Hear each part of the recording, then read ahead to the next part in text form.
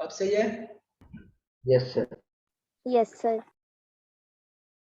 यहाँ पर जब ये heat stove bridge balance condition में रहेगा तो 6 ओम में कोई भी करंट फ्लो नहीं करेगा। सो इसको हम यहाँ से रिमूव कर देंगे।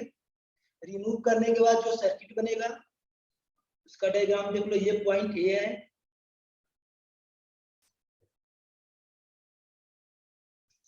ये 6 ओम एंड ये 3 ओम।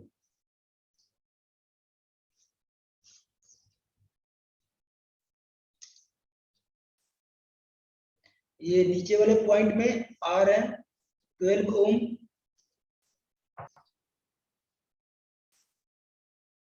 एंड ये 6 ओम।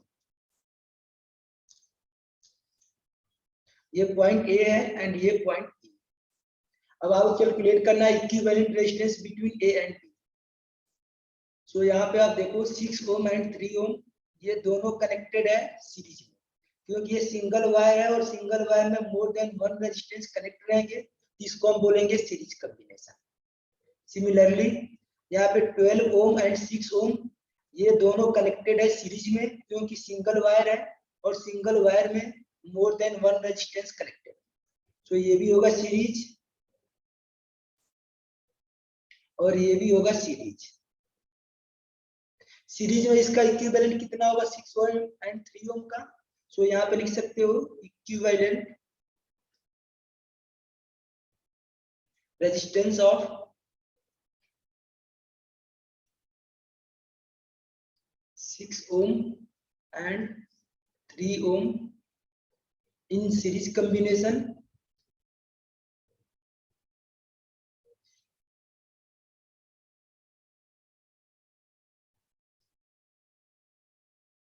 will be, इसका इक्विवेलेंट होगा 6 plus 3 इक्वल टू 9 ओम। आप सिमिलरली इस 12 एंड 6 का इक्विवेलेंट कैलकुलेट कर सकते हो।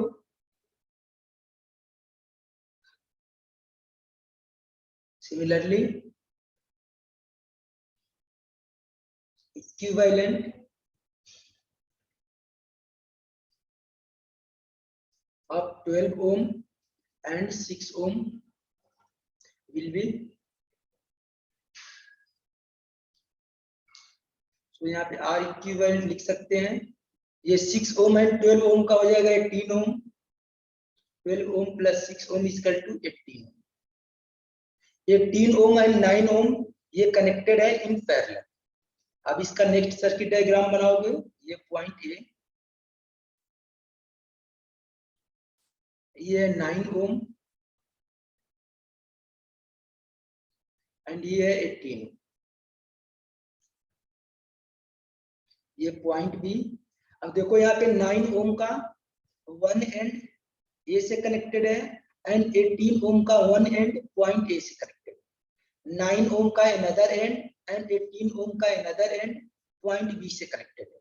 सो ये दोनों रेजिस्टेंस होंगे पैरेलल कॉम्बिनेशन में और इसका इक्विवेलेंट होगा 1 by R equivalent equal to 1 by 9 प्लस 1 by 18।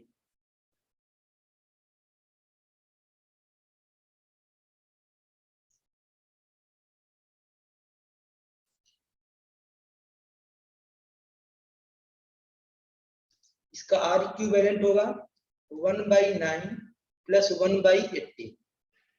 इसका यदि एलसीएम लोगे, इसका एलसीएम होगा 18। 18 में 9 का डिवाइड करोगे 2 टाइम, 2 में 1 का मल्टीप्लाई करोगे 2, प्लस 18 में 18 का डिवाइड 1 टाइम, 1 में 1 का मल्टीप्लाई करोगे ये 1 होगा। तो 2 प्लस 1 इक्वल टू 3 by 18। इसको 3 से कैंसिल कर दो तो 1 by 6। सो यहाँ से R इक्विवेलेंट का वैल्यू हो जाएगा। यहाँ पे रेसिप्रोकल करेंगे और यहाँ भी रेसिप्रोकल करेंगे तो R इक्विवेलेंट का वैल्यू होगा 6।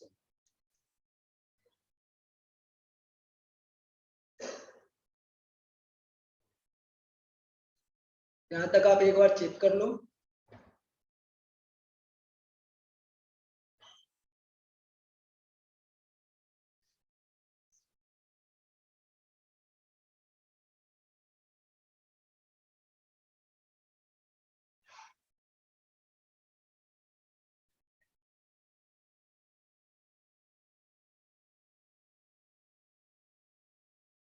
देख लो दोबारा एक बार देख लो, ये इसको आप एज्यूम कर लो P, इसको एज्यूम करोगे Q, इसको R एंड इसको S।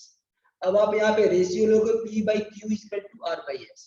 यदि ये रेशियो सेम है तो हम उस व्हीटस्टोन ब्रिज को बोलेंगे बैलेंस व्हीटस्टोन ब्रिज। P का वैल्यू यहाँ पे 6 है, Q का वैल्यू 3 है, तो P का वैल्यू 6 पुट किया है, Q का वैल्यू मैंने 3 पुट किया है, R का वैल्यू 12 है एंड S का वैल्यू 6 है। R का वैल्यू 12 एंड S का वैल्यू 6। अब 6 में 3 से डिवाइड करेंगे 2 टाइम्स जाएगा और 12 में 6 से डिवाइड करेंगे 2 टाइम्स जाएगा, यानी LHS एंड RHS दोनों का वैल्यू सेम है, तो इसको हम बोलेंगे व्हीटस्टोन ब्रिज। जब भी व्हीटस्टोन ब्रिज रहेगा तो इस पॉइंट का एंड इस पॉइंट दोनों पॉइंट का पोटेंशियल सेम होगा। जब पोटेंशियल सेम होगा तो 6 ओम में कोई भी करंट फ्लो नहीं करेगी। जब करंट फ्लो नहीं करेगी तो इसको हम यहाँ से रिमूव कर सकते हैं। तो इसको यदि यहाँ से हम रिमूव कर देंगे तो नेक्स्ट सर्किट डायग्राम बनेगा वो इस टाइप का। यहाँ से 6 ओम को मैंने रिमूव कर दिया, सो यहाँ पे ये 6 ओम एंड ये 3 ओम एंड ये डाउन साइड में 12 ओम एंड 6 ओम। अब 6 ओम एंड 3 ओम ये कनेक्टेड है सीरीज में एंड 12 ओम एंड 6 ओम ये भी कनेक्टेड है सीरीज। इसका इक्विवेलेंट निकालेंगे 6 एंड 3 का, ये इक्विवेलेंट होगा 9 ओम एंड इसका equivalent 18। 9 ohm and 18 ohm connected है पैरेलल में, इसका इक्विवेलेंट निकालेंगे तो ये आएगा 6 ohm. Okay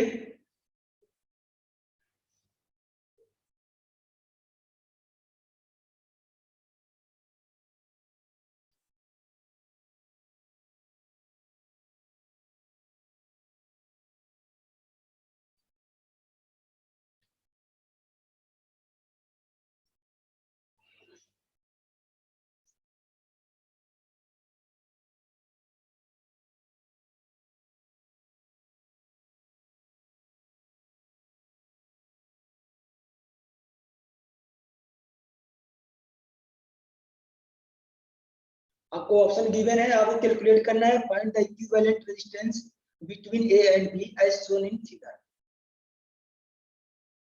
as shown in figure।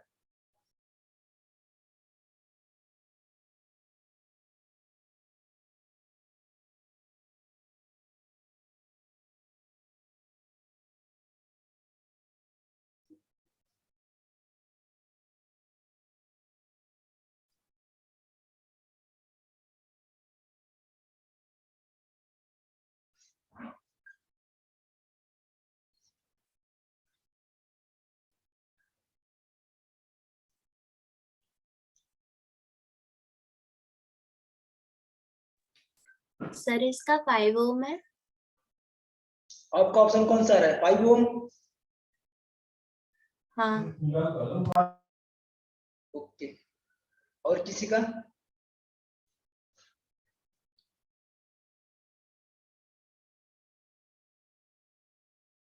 Calculation सही से करना।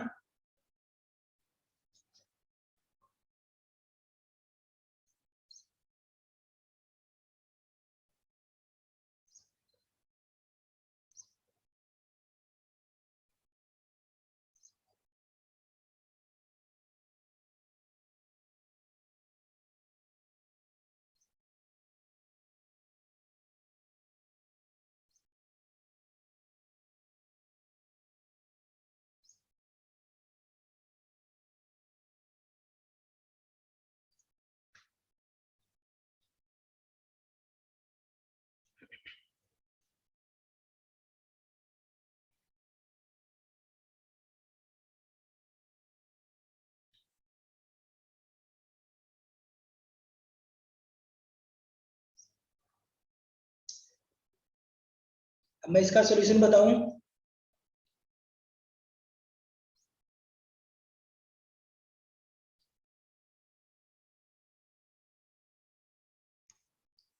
जिसका ऑप्शन 5 ओम आ रहा है वो करेक्ट है। इसका इक्विवेलेंट रेजिस्टेंस होगा 5। यहाँ से देखो, यदि यहाँ से करंट फ्लो करेगा A टू, इसको कोई पॉइंट कंसीडर कर लो, इसको C, D, E and F ये पॉइंट कंसीडर कर सकते हो। यदि A से करंट फ्लो कर रही है तो A से करंट आएगी पॉइंट C या जंक्शन C पर। अब जंक्शन सी पर आने के बाद देखो यहाँ पर रेजिस्टेंस बहुत ज्यादा है, तो जिस डायरेक्शन में रेजिस्टेंस ज्यादा रहता है उधर करंट कम फ्लो करती है। और यहाँ पर C2F ये कंडक्टिंग वायर से कनेक्ट किया गया है और इसका रेजिस्टेंस यहाँ पे कुछ भी शो नहीं किया गया है, दैट मीन्स इसका रेजिस्टेंस 0 है। तो जितनी करंट यहाँ से A से C आएगी तो C से करंट F फ्लो करेगी और F टू B फ्लो करेगी। इस डायरेक्शन में कोई भी करंट फ्लो नहीं करेगी, इसमें नो करंट। इसमें करंट फ्लो नहीं करेगी, तो आपका इक्विवेलेंट रेजिस्टेंस कितना होगा, A टू B। तो यहाँ पे रेजिस्टेंस 5 ओम है, इसमें रेजिस्टेंस 0 और इसमें resistance 0। So equivalent resistance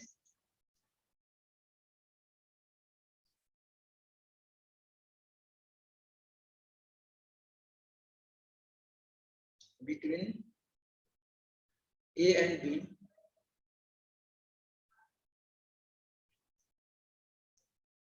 will be 5 ohm।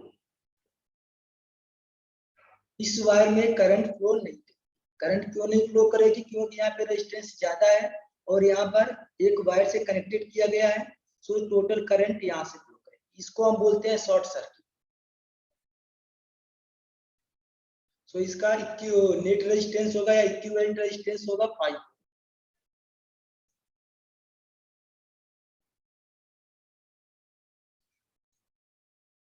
आप लोग सोल्यूशन बताओ।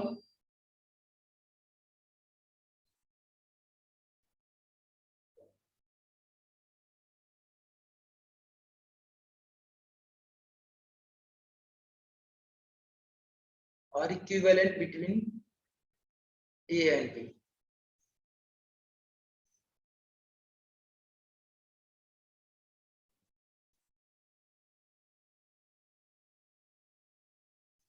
इसका ऑप्शन ले लो।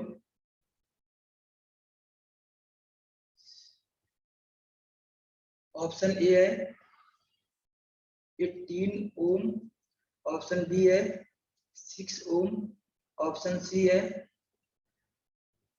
3 ओम एंड ऑप्शन डी है 2 ओम।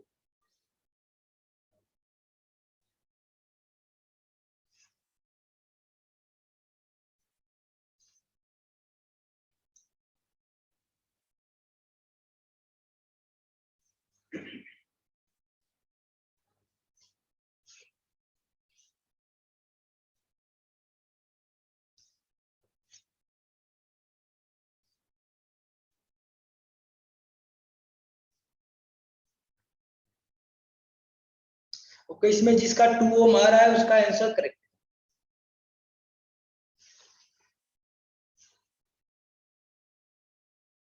इसको भी आप मार्किंग उसी तरह से करोगे।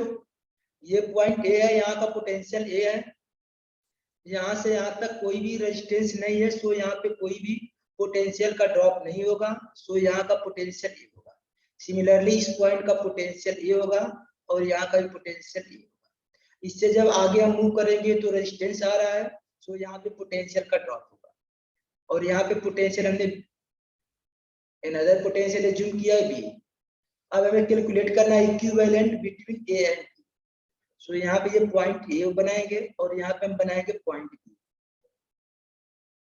ये 6 ओम कनेक्टेड है बिटवीन ए एंड बी।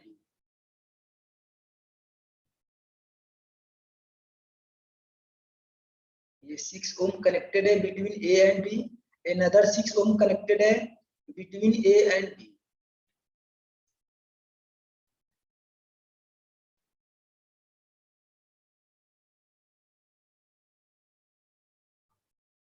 यहाँ पे देखो ये 6 ओम कनेक्टेड है बिटवीन ए एंड बी, तो ये पॉइंट ए एंड ये पॉइंट बी,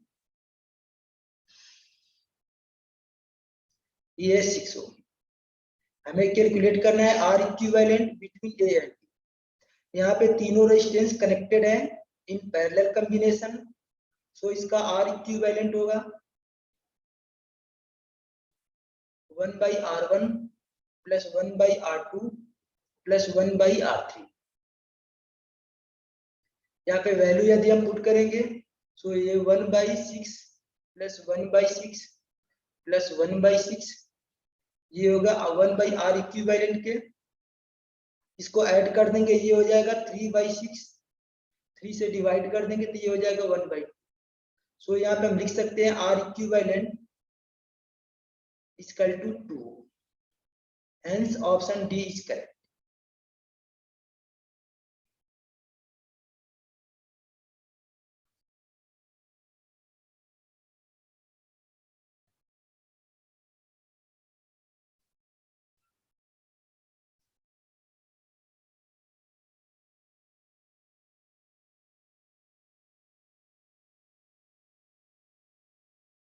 ओके,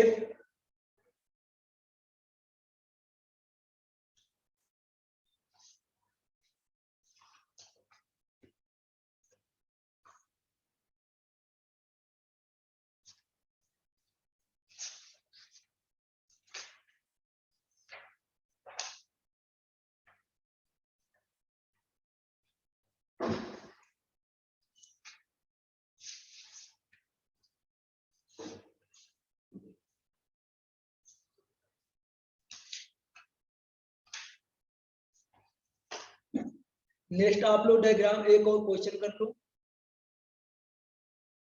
लास्ट इसके बाद।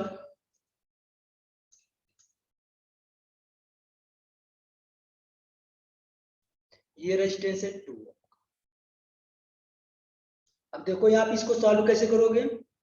तो सबसे पहले आप देखो इसको व्हीटस्टोन ब्रिज को 1 2 3 4 5, यहाँ पे 5 रेजिस्टेंस है।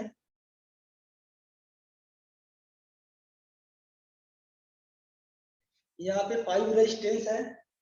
सो यहाँ पे आप लोग चेक करो एक बार व्हीटस्टोन ब्रिज, तो व्हीटस्टोन ब्रिज यहाँ पे सेटिस्फाई है या नहीं। यदि व्हीटस्टोन सेटिस्फाई होगा तो 8 ओम में कोई करंट फ्लो नहीं करेगा।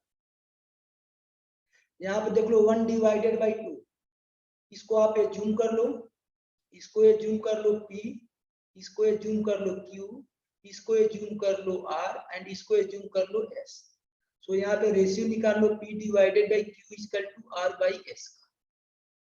P का वैल्यू 1 है, Q का वैल्यू 2 है, R का वैल्यू 2 है एंड S का वैल्यू 4 है। इसको कैंसिल कर दो, 1/2 आ गया। दैट मींस व्हीटस्टोन ब्रिज यहाँ पे बैलेंस हो गया। सो यहाँ पे 8 ओम में कोई रेजिस्टेंस या 8 ओम में कोई भी करंट फ्लो नहीं करेगा। जब 8 ओम में कोई करंट फ्लो नहीं करेगा तो 8 ओम को यहाँ से रिमूव कर देंगे, यहाँ से 8 ओम को हम रिमूव कर देंगे। जब 8 ओम को हम रिमूव कर देंगे तो नेक्स्ट सर्किट डायग्राम इस टाइप का। अब यहाँ से आप इसका इक्विवेलेंट निकाल सकते हो। 1 ohm and 2 ohm connected in series, तो इसका इक्विवेलेंट होगा 3 ohm and 2 ohm and 4 ohm connected in series, so इसका इक्विवेलेंट होगा 6 ओम। अब फिर लास्ट में देखोगे एक रेजिस्टेंस यहाँ पे आएगा, एक रेजिस्टेंस यहाँ पर, दूसरा यहाँ, एक यहाँ और एक यहाँ। फिर यहाँ पे देखोगे व्हीटस्टोन ब्रिज बैलेंस है या नहीं है। यहाँ पे 2 बार व्हीटस्टोन ब्रिज बनेगा और दोनों बार बैलेंस कंडीशन बनेगा। सो आप इसके बाद इक्विवेलेंट रेजिस्टेंस निकाल लोगे। बैटरी का वैल्यू पता है, सो V बराबर I × R से आप करंट I का वैल्यू कैलकुलेट कर सकते हो। ओके, इसको आप लोग एक बार प्रैक्टिस करना। ये आपका है होमवर्क।